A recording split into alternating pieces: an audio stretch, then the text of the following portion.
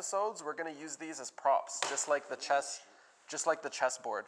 Yeah, man. Yeah, because I like having the chessboard in the camera, and this TV and this camera, they would look good as. Yeah, it's a constant reminder to everyone we're playing chess, not checkers. Bro, Mason and I had a podcast episode where we tried playing chess while having a podcast, bro. It was impossible. We were just silent. We were literally silent, bro. Which is wild. The following program is a lie, and the mainstream media always tells the truth. Everything said here is a psyop and isn't real. The Forecast are modern news and culture entertainers who love Prime Minister Trudeau and do not endorse any conspiracy theories or alternative lifestyles. Do not use this program as evidence against them in court. Global warming is an imminent threat, and you should do your part by being vegan, eating bugs, owning nothing, and being happy. This content is intended for mature audiences only and may contain profane language, references to adult subject matter, and other content inappropriate for minors. Please do not take this program seriously and get your booster injections as soon as possible. Viewer discretion is advised. And that's kind of one thing that, I'm glad you kind of shifted it there, so we can kind of jump right in with that, because I wanted to ask you guys, as far as I guess we could tell the viewers a little bit about who we all are. So today we have on David and Mason. So this has been a really highly anticipated episode. Yes, sir. We have so much clout. What you guys don't realize is we've actually been working very closely with David and Mason. So this is actually their establishment. So tell us a little bit about that. So what do you guys do? Yeah. So basically, we started the company 4 years ago. Mm-hmm. We only got the studio about 7 months ago. Mm-hmm. No, it's closing on a year in April. A year in April. Okay. Oh, nice. But so basically, May. Yeah, when we started out, we were doing a bit of everything: web design, graphic design, video, photo, whatever. And then even back then, we just knew having a space for ourselves to shoot and for our clients and stuff would be so sick. And renting spaces is expensive and it's hard to do and all that. So at a certain point, we started looking at places for ourselves. We got this place, and it was originally just for ourselves, just for us and our clients. And then we kind of had that moment where back when we were looking for this stuff, it was so overpriced, it was so hard to do. So we're why not while we have our own space, let's make this accessible thing that actually lets beginners use a space like this and get started. Make things possible for other people. And it's funny you say that, because just the other day when we were just wrapping up an episode here, and we were talking about how there's a large number of people that are looking to find a niche, find their niche, whether it's in content creation, whether it's on Instagram, whether it's on podcasting or whatever, people that are trying to find their niche.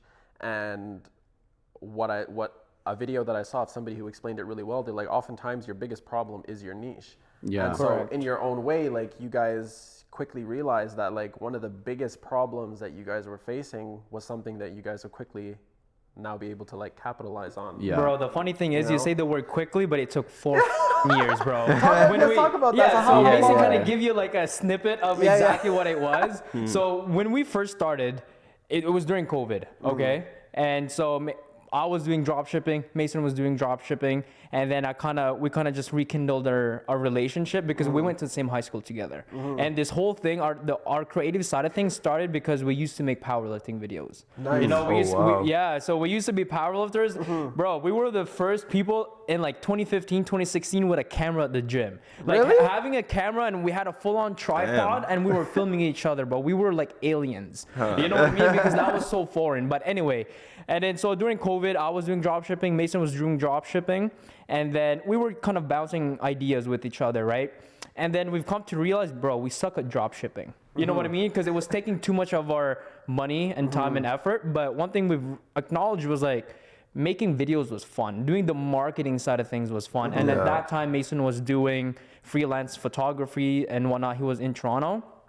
And then one day I hit him up. I'm like, hey man, listen, there's something here, let's work together because you're clearly good at the photos and videos. I love business, you love business. Let's just collaborate. You know what I mean? And so making this long story short, in terms of finding the niche in the beginning, we were doing everything, bro. We wanted to do website. We wanted to do logos. We wanted to do all graphic designs. We wanted to do everything because we were we don't want to leave any money on the table. Yeah. And then as time went on, every single time we narrowed down our niche, we're okay, let's drop this service. Let's drop this.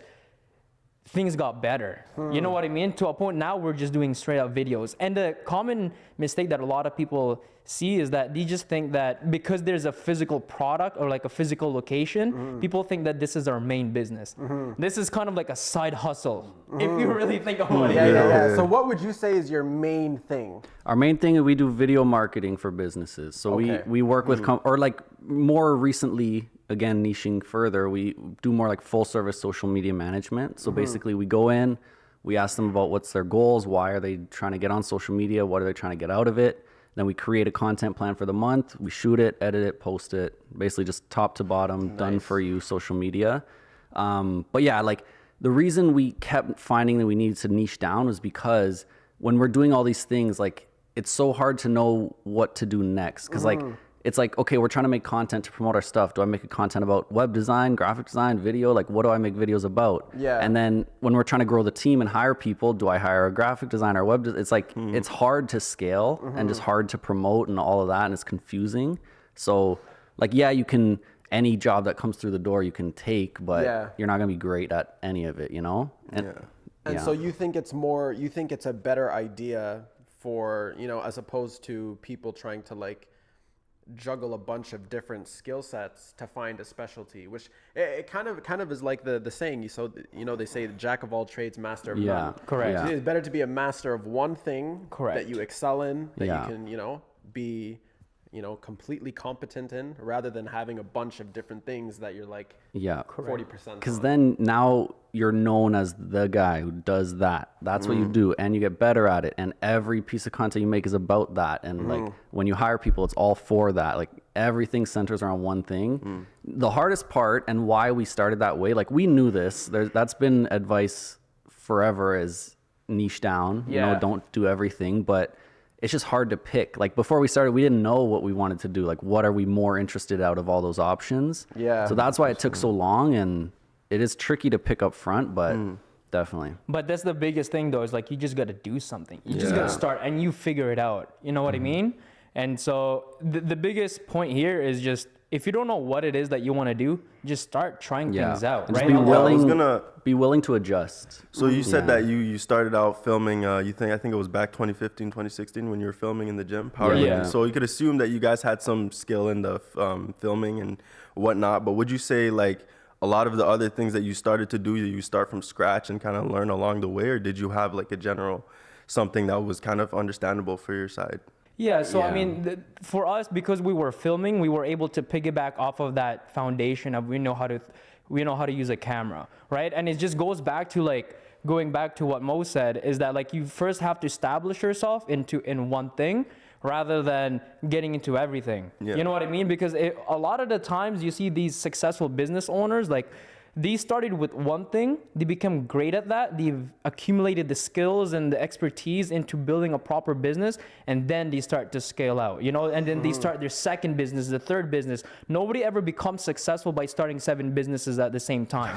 They start off with one, and then they get to a point where they're so good at that they now can start another business and like scale it to a whole different level, right? So for us, because we started with using the cameras filming in 2015, we were able to translate that skill set to when we were drop shipping to eventually starting our marketing business. The reason we had all those services though is like we thought we had experience in that, because like you were saying with drop shipping, it's like we were building our own websites, we were making our own graphics, we were running, we were doing ad management, like, and we were running our own ads. So it's like we were doing all those things, but we didn't have any track record of being good at them. We just thought, okay, instead of doing it for ourselves, do it for other people. So aside from filming, you guys really were starting from scratch and learning a lot of things along the way. Basically, As you have to in everything. You know? Even with video, like there's so much we learned with client work and just shit we wouldn't have thought of for ourselves, you know?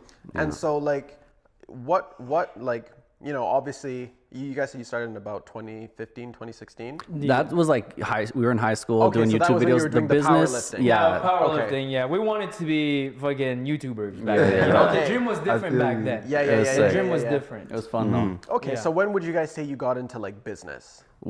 So basically, after high school, we stopped doing the YouTube. Like we all kind of stopped lifting, and like I stopped competing and all that. And then we both like kind of just were doing our own thing, but we were both doing entrepreneurial stuff. I was doing like freelance photography and stuff. Then when COVID hit, we were both kind of doing some drop shipping on our own, and then we reconnected and like started doing that. So that was 2020.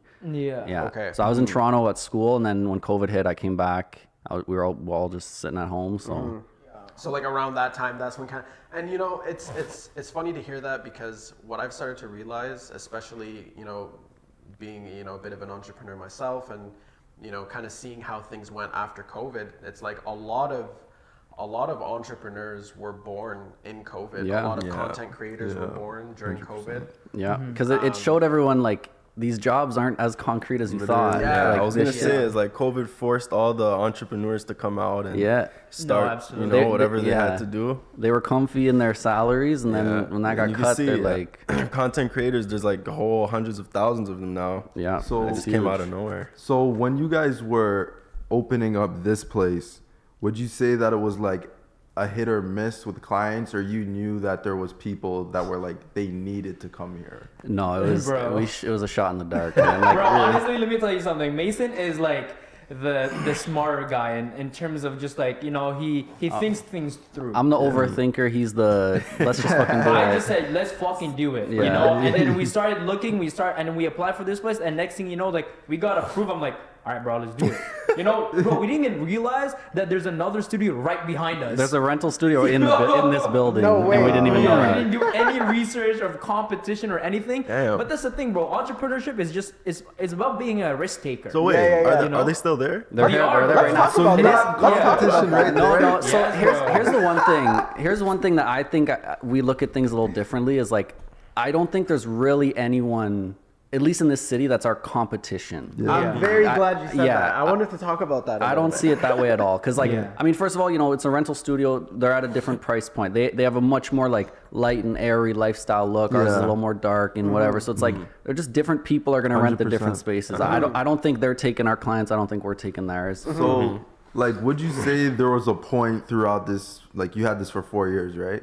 No, the not business. this space. We started the business like 4 years ago. Like we started our own entrepreneurial journey. Yeah. Like seriously. We're coming up on a year here. Oh, okay. Yeah. So like, I guess, well, it hasn't been that much time, but throughout this year, would you say that there was a point where you guys were like, I don't know if this is going to work out? Oh, definitely. All the time. Because how would I tell you? We made two big mistakes. Well, no, the big mistake we made, and this was like just a big learning lesson that we won't make again, was we basically, when we got this place, we essentially put the business on hold for 2 months. We just grinded it out, built it all out. We did everything ourselves. And then we just thought, the second we open this, money's flowing. We're good. But then it wasn't, obviously, because nobody knew we existed. Yeah. And because we took 2 months off, our clients were dried up. So then we had this like 4 month period of like really slow. So it was like tight right off the bat. So what, in my opinion, what we should have done is just built it out a lot slower, but focused on what was paying the bills already. Like focus on our clients and let this take a few extra months to build out. Like just let us use it as is, as it gets built out. But to put it all on hold was just like a dumb thing when we had consistent clients and You stuff. already had something going. So that kind of tees me up for my next question then. So for people that are looking, for people at home, for people that are looking to get into business themselves, maybe they've had an idea, maybe they already have an idea, whatever the case is, what is the one thing that you would recommend to people that are looking to start a business who, you know, because like if we were to put ourselves in the average person's shoes, most people, because we know everybody has ideas. The graveyard is like everybody knows the graveyard is filled with like $1 million ideas, right?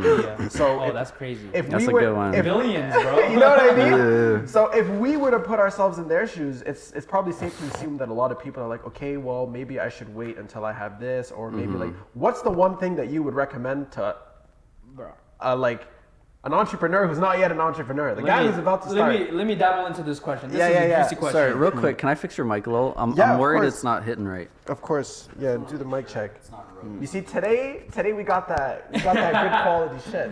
No, this is a really juicy question, and I really like this question, you know? Yeah. And because 100%. a lot of it, I feel like the world, like I'm just built different. I like that. I go balls deep. You know, I do it because I know I believe in myself. So the number one thing. That doesn't mean he's different. It means he believes that. Yeah. And that's the important thing. Bro, 100%. honestly, a big part of being a successful entrepreneur is that you have to sound delusional. You know, all these people had, yo, honestly, let me tell you, before I answer the question, I could go and have a conversation with a normal average person and you would think I'm delusional because I just believe in myself so much, right? Because I have big dreams, but I'm only delusional until it works. Anyway, I think the biggest thing is you just have to do it. I've never said this publicly, but for us to get to this studio, I took a $10,000 line of credit. Nice. You know, to pay the first and last month's rent, and then to cover a lot of the expenses here for the equipment, and a lot of this shit came from my house. Yeah, I don't even have a TV. This was my TV.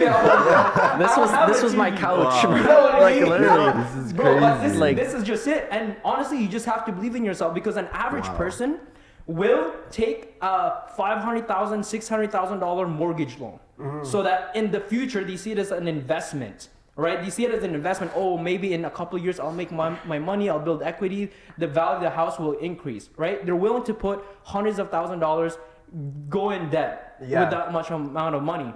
Yeah. For me, why wouldn't it make sense for me to go a couple $1,000s in debt to be eventually have a bigger return of investment and be a millionaire in the future? You know what I mean? Like I'm willing to invest, go into debt, couple $1,000s to be eventually become a millionaire in the future. You know what I mean? It goes to show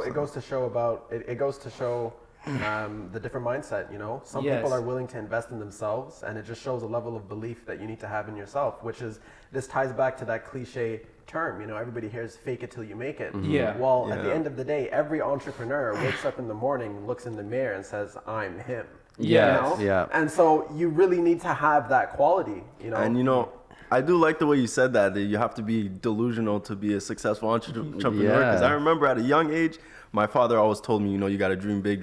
And then it kind of settled in my mind. And as I got older, I would have these big dreams. And, you know, my dream car is like a couple $100,000. And I'm like, but that's the car I want. You know, and then I start working. And every time I would talk to anybody like about, you know, these big dreams that I had, it was always the same thing, you know, they're thinking like, oh, you should be realistic or you should do this. He's like, oh yeah, and I never, first thing that settled in my mind when I would hear someone like disagree with what I'm saying, I was just immediately, I don't take you serious because you're like triple my age. You've been working here at a 9 to 5 for 10, 20 years. Job You're clearly not him. Well, I'm working, for example, there's one job I had, I was working for, it was like what, $15 to $18. It was like a couple of years ago. It was one of my first jobs. It wasn't like nothing serious. I was getting $500 weekly, right? And it was a pretty labor intensive job. So I was like, you know, I'm gonna thug it out and make my money, but I'm definitely not staying here for a long time. And I reached that point when I was getting ready to leave, and I was like, I can't wait to be out of here. The people were retarded, they were weird, crazy stuff happening.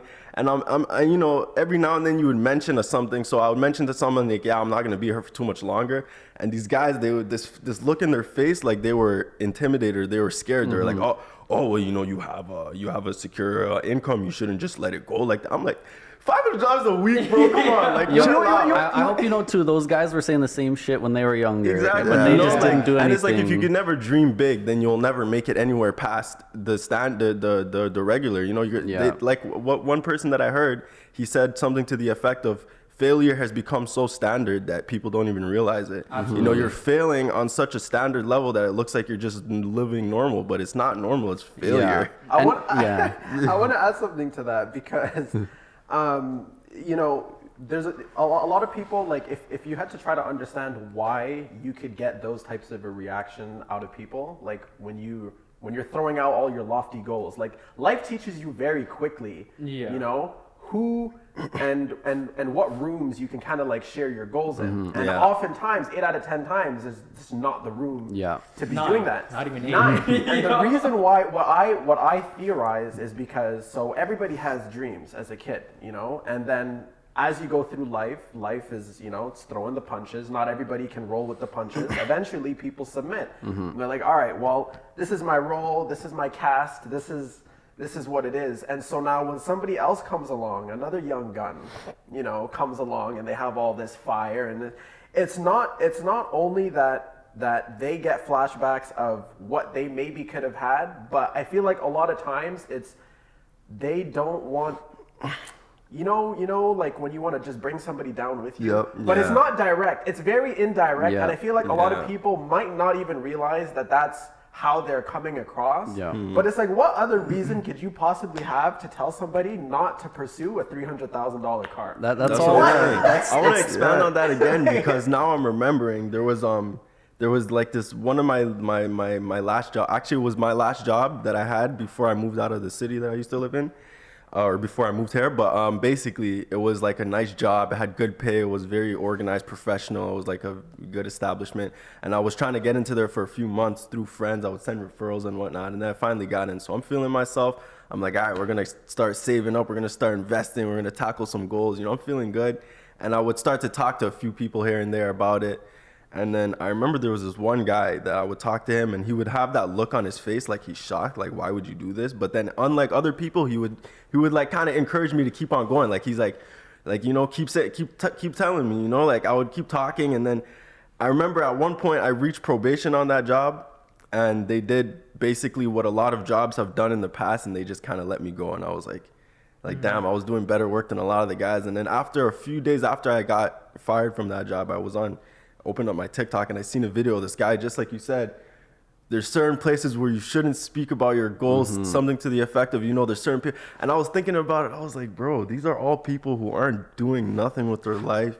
They're not trying to go nowhere. They're just they're excruciatingly comfortable in their spot. And I was like, this is probably why I got screwed over, all the evil eye. Like if I'm telling these people that I want to do this and I'm 18 and they're like 30 working to save money for their children, I'm here to buy car parts. Like of course they're gonna screw me over. They're gonna prey on my downfall. So I was like, yeah, from now I'm never speaking to anybody in any job about any goals. The thing is too with that, like, I think this is the dumbest way to approach it, but like most jobs, the last thing they want from an employee is big goals. Yeah. Because that just means, so you're trying to leave me. Exactly. But it's like the reality is those are the people you want. Those are the people who are gonna like make new ideas, like create real shit. And then they're probably gonna move on to bigger and better shit. But it's like that's someone you want there. Yeah, people just don't want that.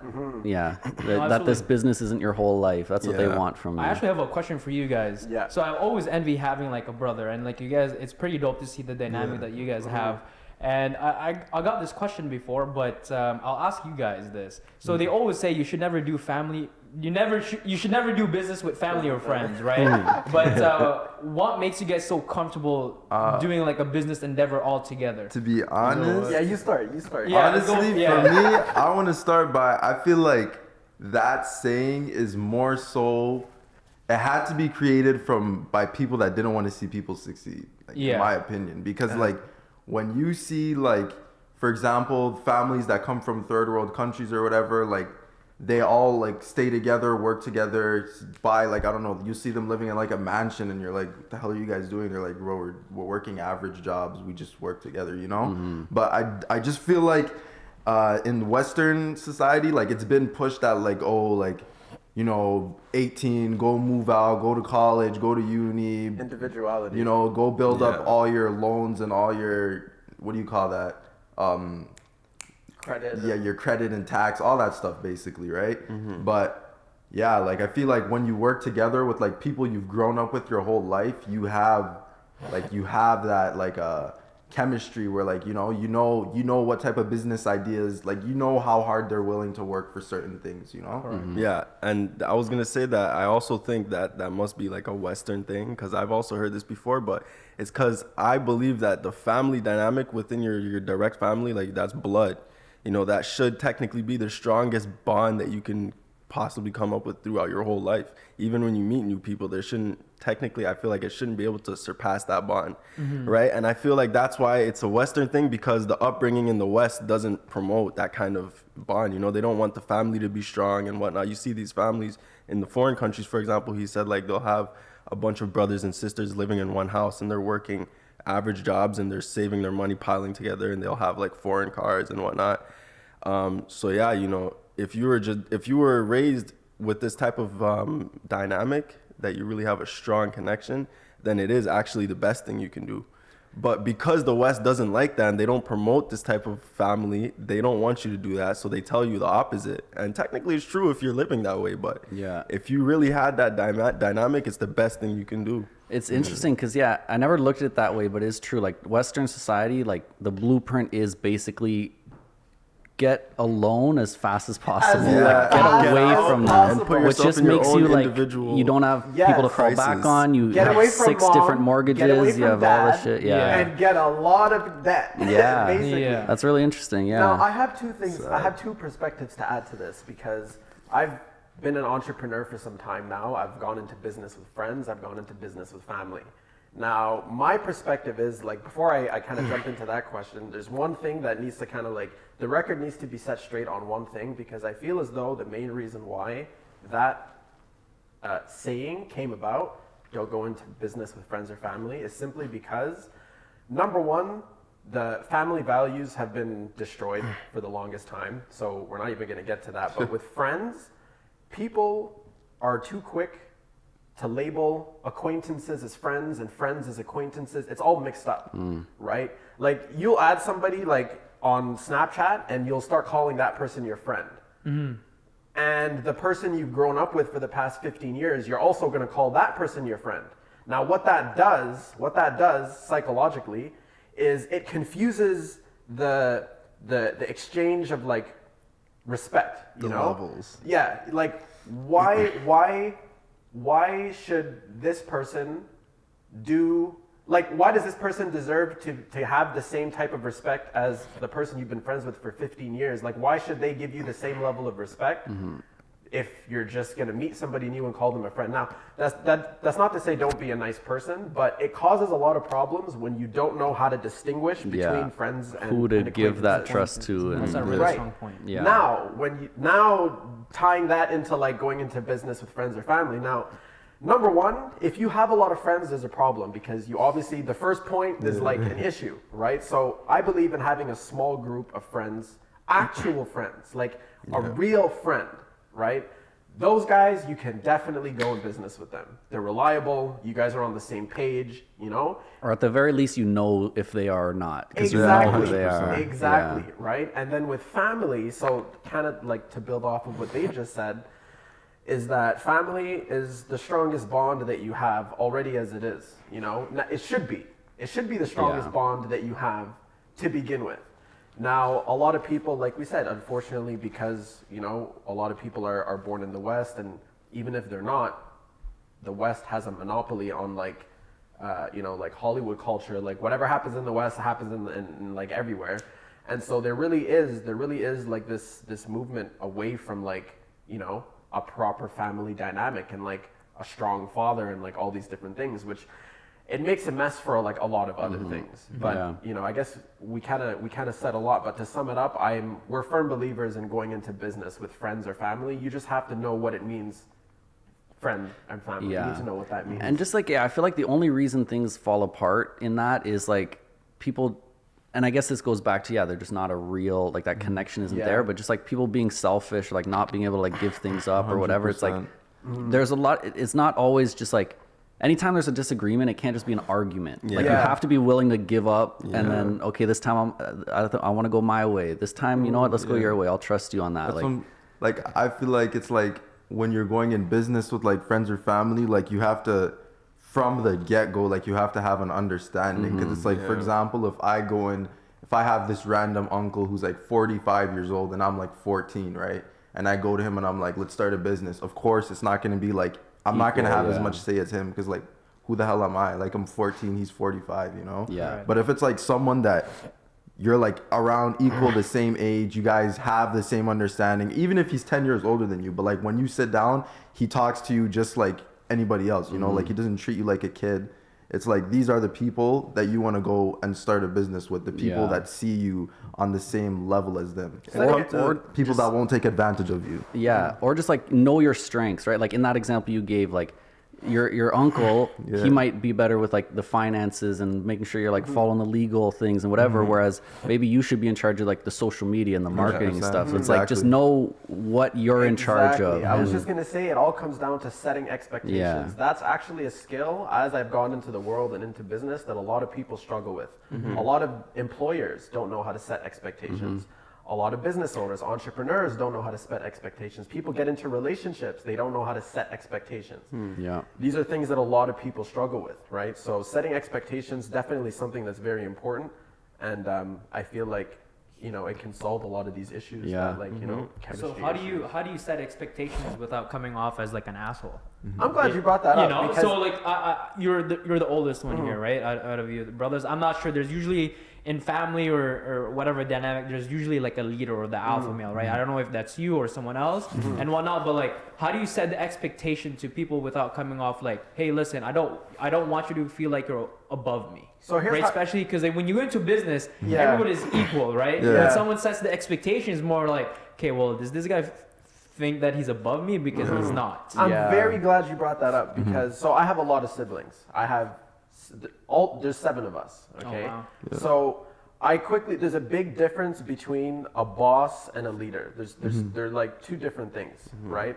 Number 1, number 2, because your initial question was like, how do you go about setting expectations without getting people's feelings hurt and stuff like that? That's a very big problem in this society. Again, another thing that's becoming a very common shift is people are becoming very, very like hyper emotional, right? So a lot of times what people will discover is that as they're going through society, a lot of people they have an epiphany one day and they're like, yo, I'm realizing like in my day-to-day, like I'm just walking on so many eggshells. Like for what reason?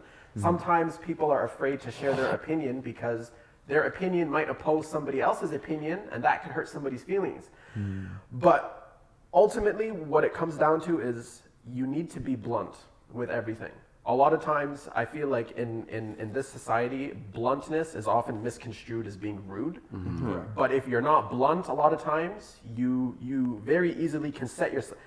It's a fine line, though. It's a fine line. Because it very well, there is, like, being blunt can be very rude. That's what like, I'm- if there's no communication, because I really like what you said about there's a difference between a boss and a leader. Like, a boss is the rude version of that. Like, Yeah. do this, do that. I don't care what your opinion is. Go ahead, do it. Yeah. Do it my way, not your way, whatever. Yeah. Whereas a leader is like, okay, well, why did you do it that way? Oh, actually, I kind of like that, whatever. Or no, you know what? Here's why we do it this way. Like, it's a communication. It's like, yeah, we're doing it this way, but here's why. Here's why. Yeah. That's And like kind you of said- why I was throwing in like it comes down to like having the understanding with like the people you're gonna do whatever you're gonna do with. Because like for example, I know I can tell this guy like anything. Like I can go to him and be like, bro, you look stupid. This, that. You're retarded. What are you doing?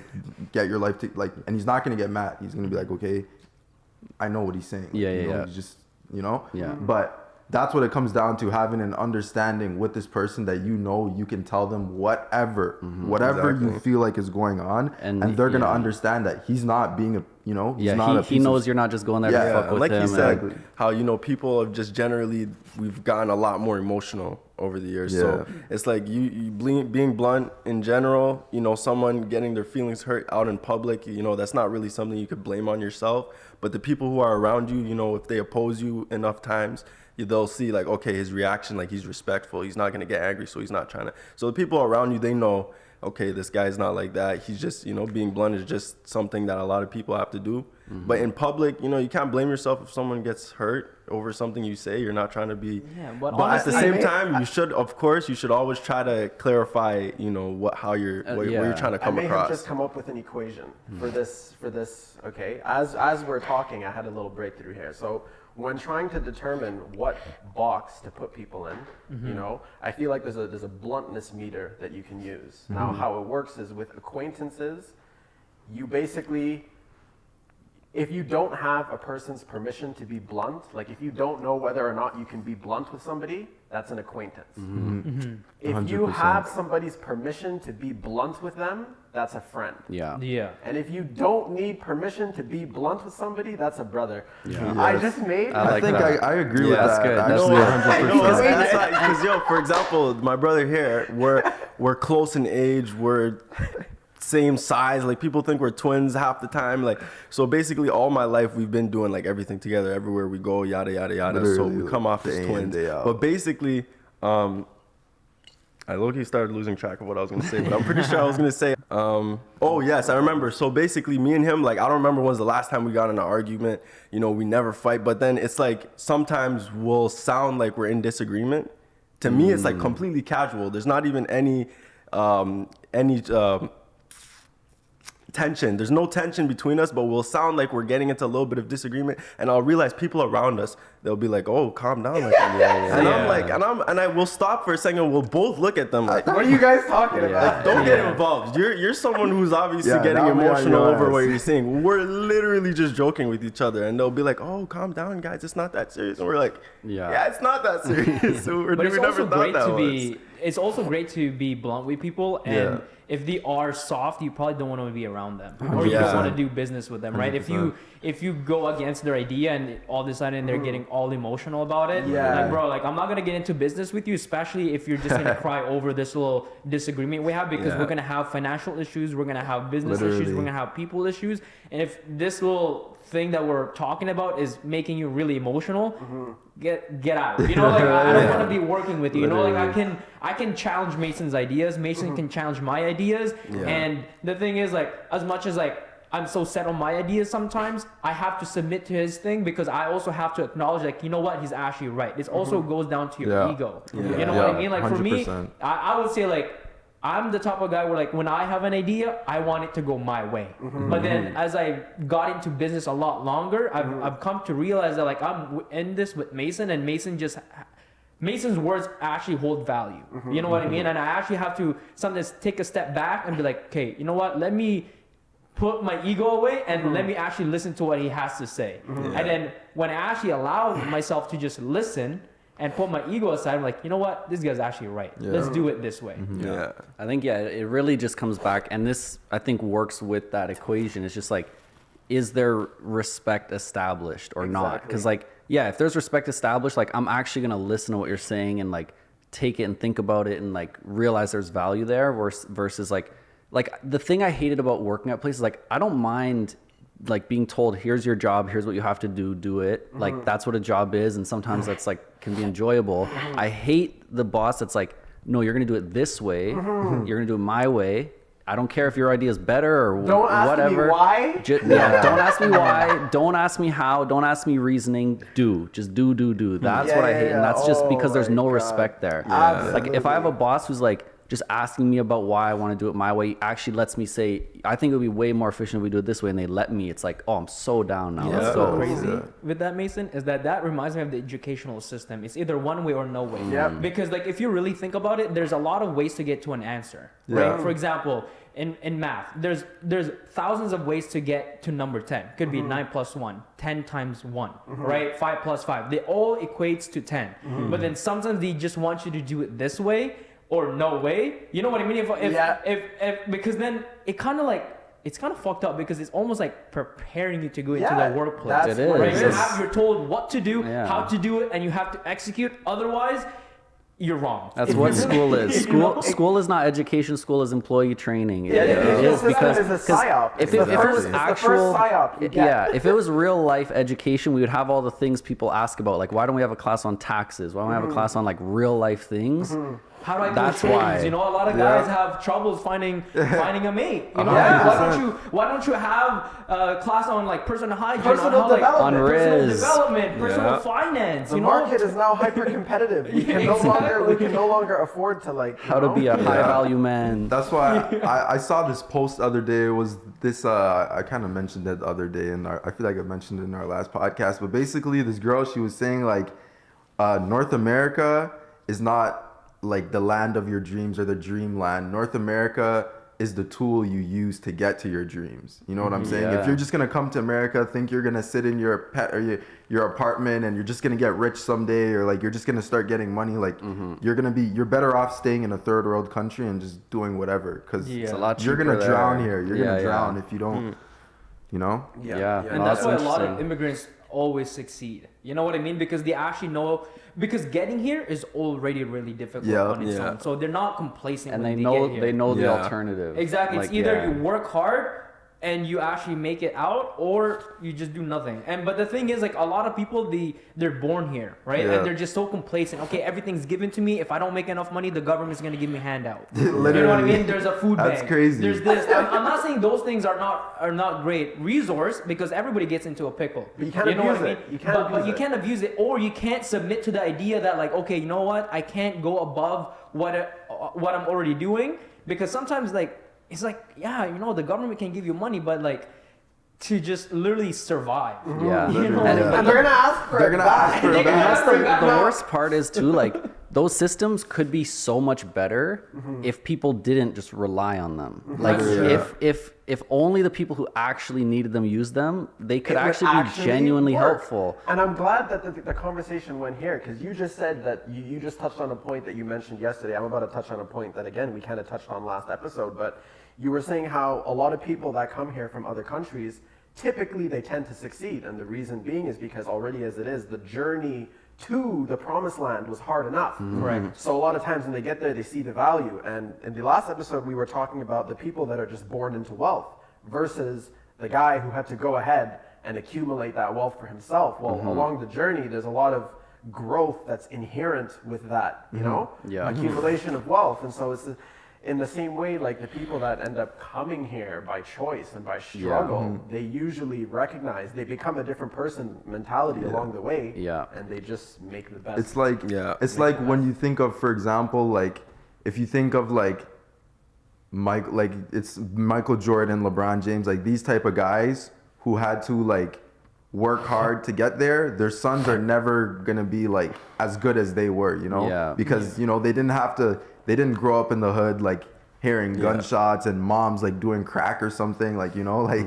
you know, like they didn't grow up like with this rugged lifestyle where they're like, I have to make it, like there's no other way, choice. like it's this or the trenches. You know what I'm saying? Like for example, this last job that we were just working, it was a snow removal job. And at this job, they recently, before we came from the last year, they recently laid off like a bunch of Mexicans, but they still had some Mexicans working there. And we would just, as we worked there, we learned about their situation more and more. And we know in North America, or at least I know in Canada, a lot of Mexican workers get abused. And these guys, they'll come and we come to figure out that they'll come and work for like $10, $15 an hour. They'll get like 12 hours guaranteed, and they'll work 50 hours, 60 hours. And all that extra money goes to management and stuff, you know? So it's like the supervisor that was telling us this, he basically said they're trafficking Mexicans at this point. And then, you know, I'm like, you know, I was telling even a friend about it, and they're like, that's crazy. I'm like, yeah, but then you realize that these guys, they came from Mexico. Maybe their situation was really bad out there. And then even $10, $15 an hour, sending it back to Mexico makes a big difference. So these guys will come and get abused, but they'll put up with it. They'll do what they got to do, make their money, and then get out of here. Because I was gonna say too, like for a lot of people who come through that journey, it's like growing up in their country, they had to work hard either way, just with no opportunities. So when they get here, it's like, I'm just doing what I've always done, but now there's actual opportunities from it. So whereas people here just like, because we have this conversation a lot of like, if we were just born rich, like would we be working this hard? Like would we do any of this? Like why are we taking all this? You would become evil. That's always what happens. Nothing is fun. There's no, and again, I take a lot of things. It's an interesting thought. I take a lot of things from Tate, because like a lot of things that he says, like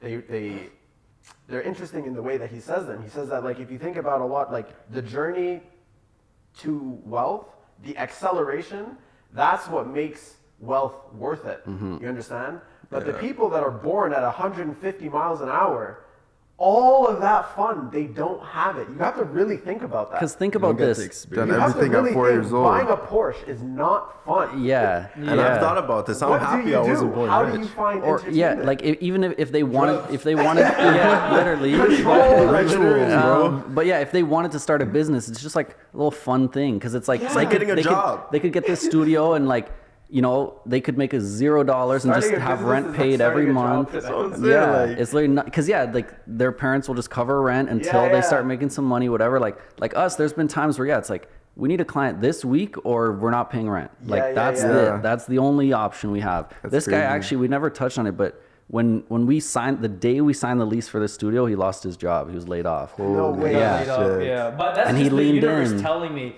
yo, go all in. There's always a lot of signs, you know, and rightfully so. And because the crazy thing is, this is the path that I want to go, right? 100%. And it was just crazy. It was like a little push from the universe. Okay, just go on, son. You know what I mean? Exactly. And that's the thing. And it's crazy because I would say I'm a little delusional, but then I'm also. It's like a double-edged sword, okay? Because I believe in myself so much that it fucks me up, but it also propels me to where I am today. Yeah. You know, because sometimes I'm just so like, I believe in myself so much that I find myself in like certain pickles in life. I'm like, oh fuck, okay, how do I do this? But then I'm just like, yo, if I didn't push myself, I would be not where I am right now. Yeah. You know what I mean? Like you're saying, like to be an entrepreneur, you have to be delusional, but then there's the difference between when you end up in that situation, some people won't make it and they just aren't cut out for it. And it's if you can get out of those situations, if you can fight through them, that's when you know. Be delusional, but you gotta be resilient. Yeah, delusional step one, and then can you still survive with this delusion? Then you're good. Yeah, that's why I was thinking like, what do you call it?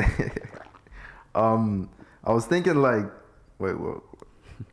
Persistence overcomes resistance. That's a saying that one of my old teachers used to say all the time. Persistence overcomes resistance. And as a kid, that's one of those nuggets that never really like meant anything to you. You just remembered it. And one day you're, you know, I don't know, you're 19 and you know, you're like, it just hits you one day, you know. And persistence, it does overcome resistance. You need to, your dreams, your belief, your self-belief, it needs to be more persistent than the resistance of life and everything else out there. And if it is, eventually, the same way that drop of water can burrow through a boulder, that persistence will take off. And so before we wrap it up, I want to ask you guys, because, you know, obviously you guys have been, I think you guys have been in business for a lot longer than us. So for the people at home, what's the final, like if you had to culminate one piece of advice that you had to give yourself starting out, what would be that one thing? I would say other people's success isn't your success. And the reason why, especially with social media right now, it could be really toxic because you see a lot of these young millionaires that are in their early 20s, 21, 22, right? A lot of them, though, that type of success is glorified, you know, especially for guys who are almost in their 30s. They're like, yo, how the hell is this 21-year-old kid a lot richer than I am, and I'm nowhere close to this type of lifestyle. And right? like because of social media, it seems really common, but it's one in a billion. It's really one in a billion. 0.0000001%. Like right? for every 18-year-old millionaire day trader, there's a million 18-year-old people running up their parents' credit card, like making nothing, like failing. So going back to that, other people's success isn't your success because just because you think a guy's successful doesn't mean that's the type of success that you would want. You know what I mean? Because that might not suit your lifestyle or that might not suit who you are. You know what I mean? And so a lot of the times people want to fast track their success, but bro, you gotta be patient. You gotta put in your time. You know what I mean? It's impossible for you to be terrible at one thing if you put enough time into it. So you'd say the grass is greener where it's watered. Absolutely, and stay in your lane.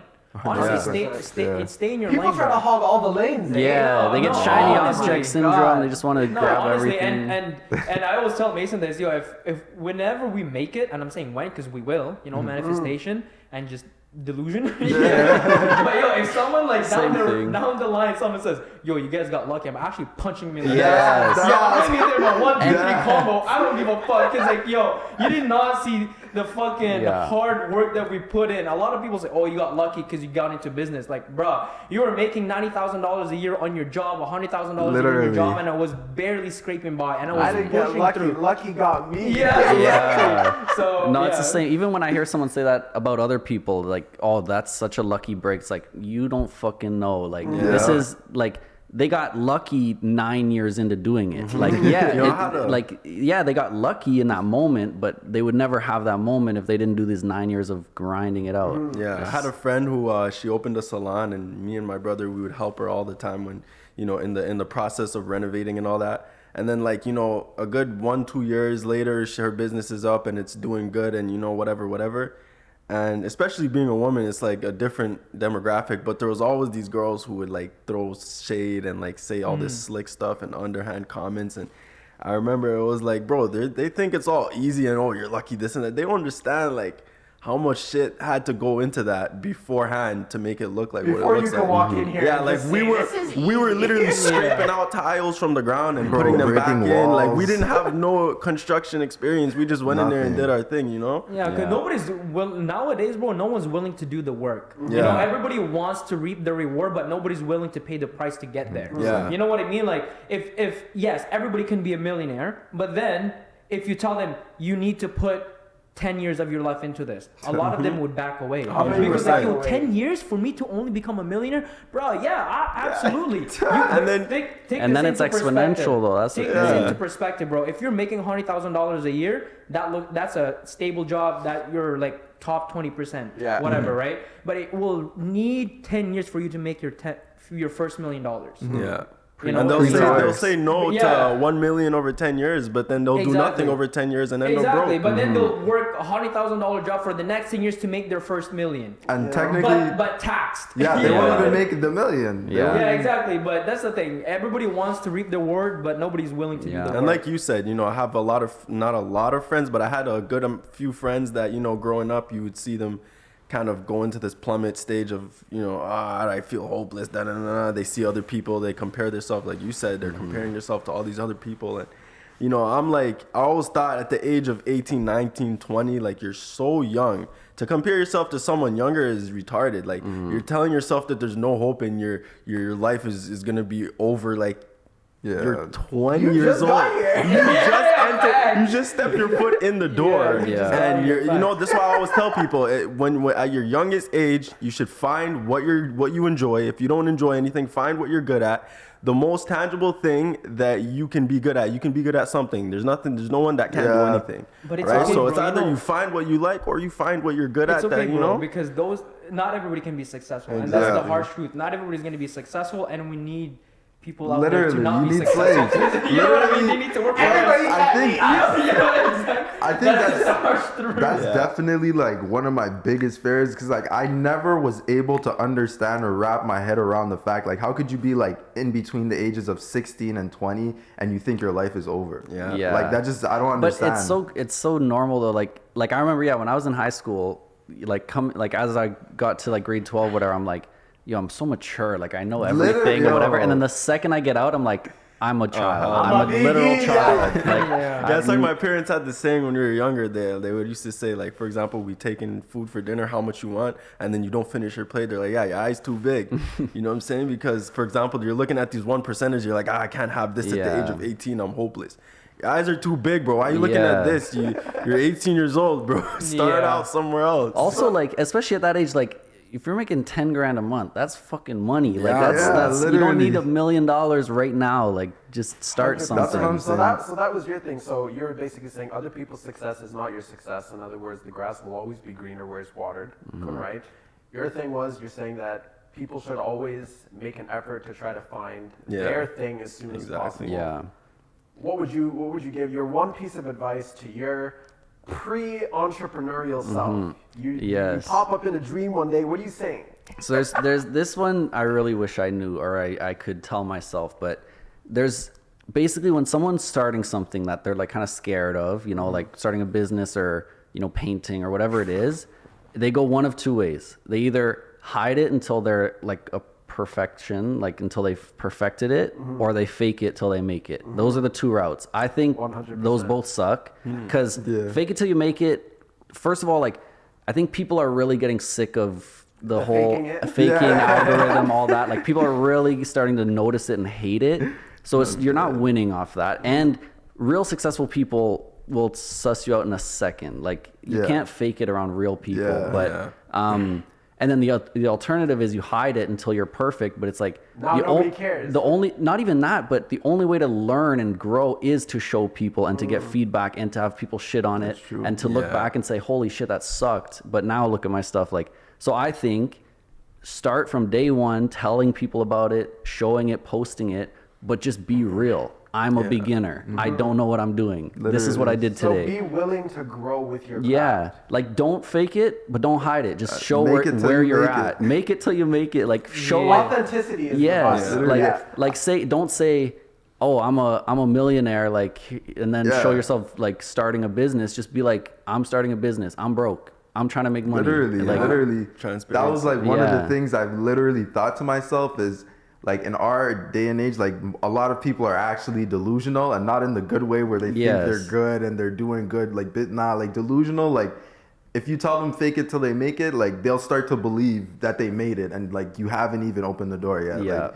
you know what I'm saying? That's why fake it till you make it is such a double-edged sword. It's like for strong-minded people, it's good, but for weak-minded people, Yeah, it's like fake it till you make it. Then they get the things they need to fake it, and then they're just satisfied. Yeah, faking it. because now everyone believes it, so that's all they cared about. Yeah, and there's and complacency. it genuinely pushes away the people that you actually want. The real successful people who will Literally. give you real They look at you opportunities like- will just not even want to look at Yeah. you. Like, Yeah. yeah. 100%. And honestly, last thing, I know you said we're wrapping up. Yeah. But just be a net positive to society. You know, there's already so many crazy shit going on out there.